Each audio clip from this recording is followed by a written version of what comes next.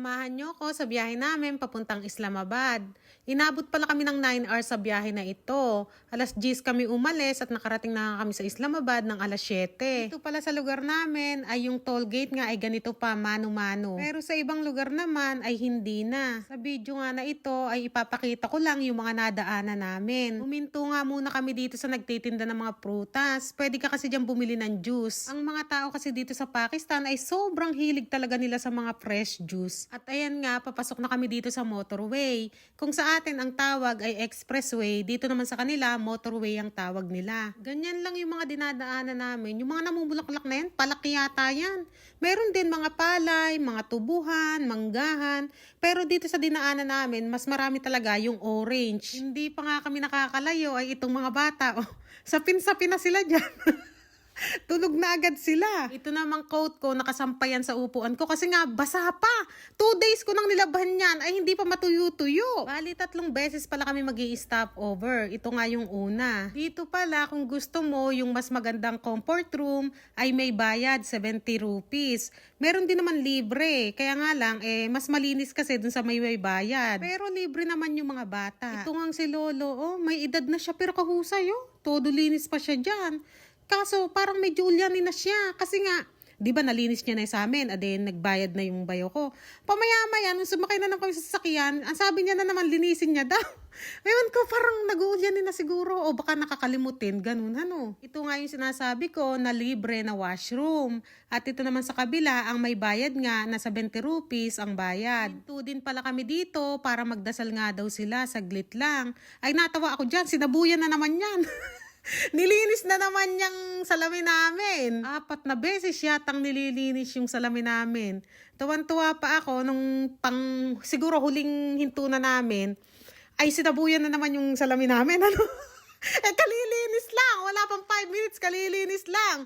May iba na naman na nagsaboy. Ay, yung bayaw ko, anong tawag doon? Yung consuming-consumi. Kaya babayad ko lang. Sabi niya, kalilinis lang yan eh. Dito na pala yung huling stopover namin. Dito nga yung sinasabi ko sa inyo na nung mag-park kami sa KFC, ay nilinis yung salamin. Nung naghanap kami ng CR, umikot kami sa kabila, sinabuyan agad ng lalaki, tuwan-tuwa ako eh. Hindi ko na na-video pero hindi na siya nagsasabi na lilinisin ko, pwede ba linisin? Hindi, talagang pinisikan niya ng pinisikan ng tubig. Tuwan-tuwa talaga ako. Sobrang dami nga ng tao dito sa KFC, sobrang haba ng pila, kaya nga medyo nagtagal kami dito, inabot yata kami ng 1 oras mahigit dito. Kumunti-kunti na nga yan, pero kanina ay ang haba talaga ng pila dyan.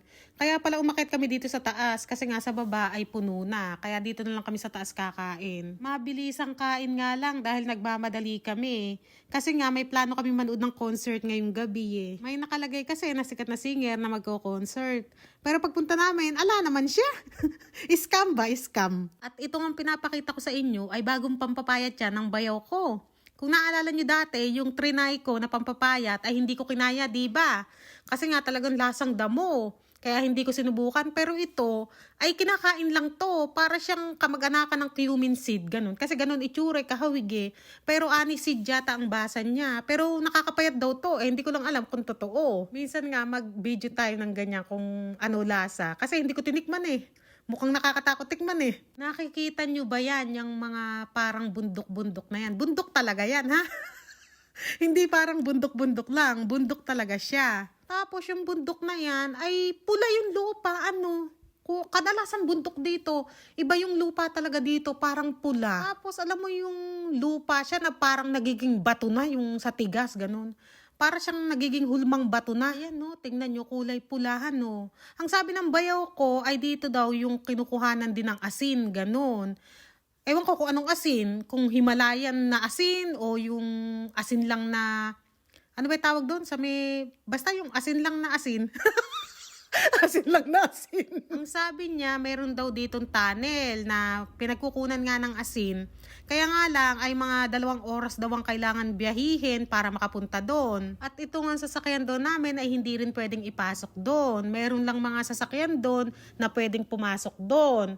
Sabi ko nga, paano mo nalaman? Sabi niya naman ay nung doon nag-aaral siya. Siguro sa mga school trip, ano. Sa personal, ay maganda talaga itong tingnan.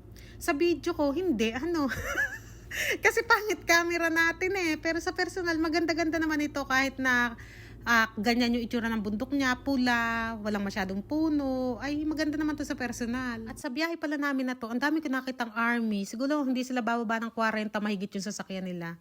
Kaya nga lang hindi ko binibidyo kasi pagdating sa army dito, hindi ka pwedeng basta-basta magbidyo. Mahigpit sila. Nakatulog pala ako at pagising ko nga ay andito na daw kami sa Islamabad at gabi na. Dito pala sa gawing kanan ko ay bus station yata ito. Tapos nakikita nyo yung dalawang ilaw na kumukundap-kundap na yan. Ano yan? Police checkpoint. May mga camera din. Tapos, nung matapat kami doon, sabi ko, ngingiti ba ako? Nagbibiro-biro lang ako ganon. Pero alam nyo, ang higpit dito, napakaraming checkpoint dito sa Islamabad. Tapos, ang problema pa ay yung plate number namin ay kulay itim. Hindi pala pwede rito sa Islamabad yung kulay itim, yung plate number. Sa amin kasi sa lugar namin ay pwede. Dito daw hindi pwede. Kaya madalas kaming napapahinto kasi nga sa plate number namin. Pero ayos lang naman. Kumbaga, titikitan ka lang nila yung magbabayad ka lang ng 500 rupees yata. Tapos, sa tuwing pahihintuin ka, ganun, ay ipapakita mo lang yung resibo. Diyan pala kami pupunta sa may Parkview City. Dahil nga may concert daw dito. At ayan, ganito pala ang itsura sa labas. Napakaraming ang tao, ano. May mga kabataan nga rin dito. Para silang mga estudyante. Pero hindi ko alam kung estudyante ba talaga sila o ano. Mga estudyante siguro kasi magkakamukha suote, oh.